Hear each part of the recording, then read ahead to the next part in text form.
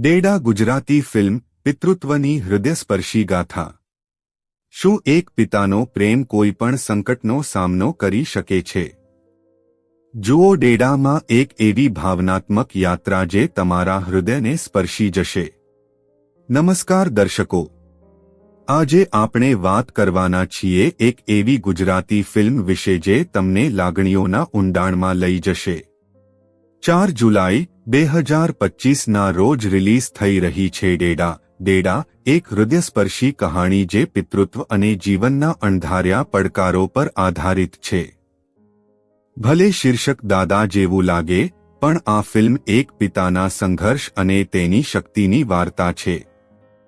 ડેડા film અખિલ ગૌરવ પાસવાલા નામના એક પુરુષના જીવનની આસપાસ ફરે છે, જેની પત્ની ખુશી હેલીશાહ ને હાઈરિસ્ક પ્રેગ્નન્સી દરમિયાન હોસ્પિટલમાં દાખલ કરવી પડે છે।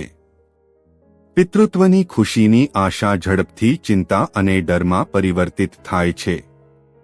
અખિલ તેની પત્ની અને અજાત બાળકને બચાવવા માટે અથાક સંઘર્ષ કરે છે, અને આ પ્રક્રિયામાં તે પોતાની સૌથી ઊંડી નબળાઈઓ અને ડરનો સામનો કરે છે। આ ફિલ્મ કેટલીક મુખ્ય થીમ્સ પર પ્રકાશ પાડે છે। પિતાના પ્રેમની શક્તિ। આ ફિલ્મ પિતાના બલિદાન અને તેમની અદૃશ્ય શક્તિને દર્શાવે છે કે કેવી રીતે એક પુરુષ પોતાના પરિવારના ભલા માટે ભાવનાત્મક અને આર્થિક દબાણોનો સામનો કરે છે। જીવનની નાજુકતા, હાઈરિસ્ક પ્રેગ્નન્સી અને હોસ્પિટલાઇઝેશન જીવન કેટલું નાજુક છે અને ખુશીના પ્રસંગો સાથે પણ અનિશ્ચિતતા કેવી રીતે આવી શકે છે તે દર્શાવે છે। સંકટમાં ભાવનાત્મક અને માનસિક સ્વાસ્થ્ય। અખિલના ભાવનાત્મક સંઘર્ષોને ઊંડાણપૂર્વક રજૂ કરવામાં આવ્યા છે, જે દર્શાવે છે કે કટોકટીની સ્થિતિમાં જવાબદારીનો બોજ અને માનસિક સ્વાસ્થ્ય પર તેની શું અસર થાય છે।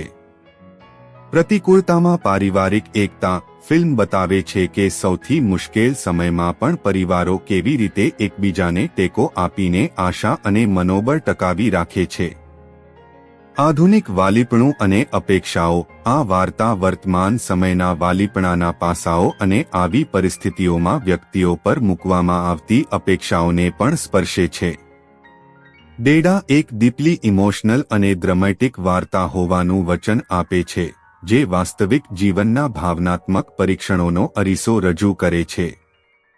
આ હૃદયસ્પર્શી વાર્તા જોવા માટે તૈયાર છો?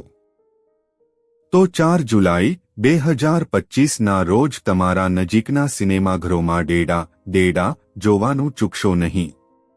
ટ્રેલર જોવા અને વધુ અપડેટ્સ માટે જોડાયેલા રહો। Tip-top ગુજ્જુને like, subscribe and share કરવાનું ભૂલશો નહીં। આશા છે કે તમને ડેડા ફિલ્મ વિશેની આ માહિતી ગમી હશે।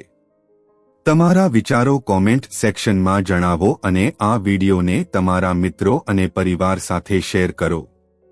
ગુજરાતી સિનેમાના આવા જ વધુ અપડેટ્સ માટે અમારી ચેનલને સબસ્ક્રાઇબ કરવાનું ભૂલશો નહીં।